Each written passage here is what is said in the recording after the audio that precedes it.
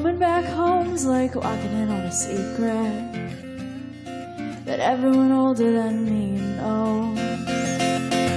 So in 1993, I left South Africa, moved to New York City. I find a job in a restaurant, and I'm so excited because I've always wanted to learn how to cook. And I was really passionate about it. My first boss was this guy called Ed Davis. He basically tells me, well, you have a great attitude, you have great enthusiasm, but you don't have the skills. I'm going to teach you and show you the ways on becoming a professional chef.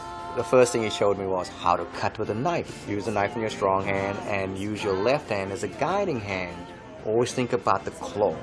I say, what do you mean by the claw? He's like, well, when you cut anything, you want to keep your fingers in and away from the sharp edge. So it's the claw movement, so right there.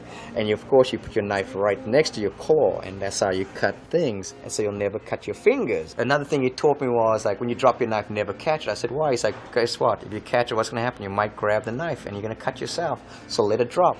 I took that, and I continued my profession. I found what I wanted. I found my purpose.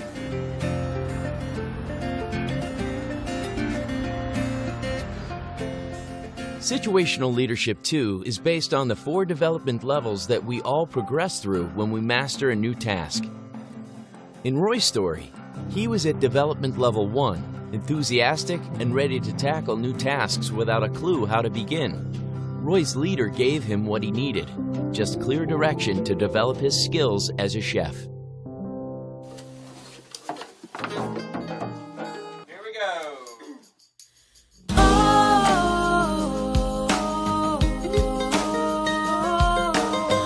We definitely had a moment when we realized we were completely overwhelmed with the knowledge of understanding what to do but not knowing how to take it on ourselves.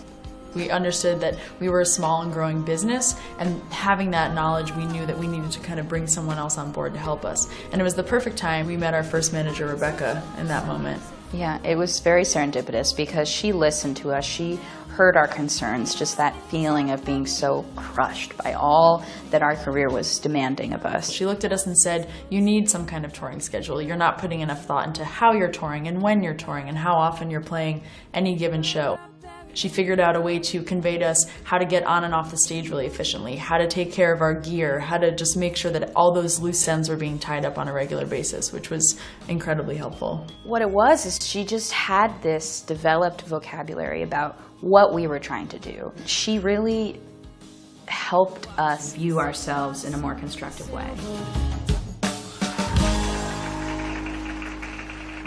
Hannah and Maggie were at development level 2 and felt more confused than competent. Their new manager brought the right combination of direction and support and got them back in the spotlight. In 2010, I tore my Achilles tendon skiing, and I had surgery, rehabbed super hard all summer, and by the following winter, I was physically stronger than I'd ever been. But the mental component was missing. I just didn't have the confidence that I could do it because of that injury in the back of my mind. At the time, I was shooting a lot with a ski photographer named Adam. On those days when we'd be out shooting and I just was expressing a lot of doubts and insecurities and I don't know if I can do this, thinking I had these expectations that I had to shoot the A action right off the bat. And he was like, well, why are you out here? What do you want to do today? Oh, right, I want to ski and have fun. Looking at it that way, we were really able to, okay, start over here on the easy line where you can just ski powder. No consequence. Have fun. You don't have to worry about that injury in the back of your mind. And that was a really great concrete way to build up the difficulty of the lines I skied over the course of the day. And by the end of the day, I was skiing the A action. I built that confidence back and ended up having a great comeback. With awesome skills but low confidence after her injury, Ingrid was at development level 3. Her mentor matched her with just the right amount of support to fuel her comeback. And for high performers at the top of their game at D4, just a little direction and support is all they need.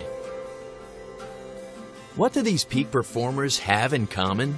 They didn't do it alone. They had mentors and leaders who helped them when they needed it. Situational Leadership 2, or SL2, shows leaders how to diagnose what their people need and match those needs with the right amount of direction and support. How great would it feel to get just what you need, just when you need it?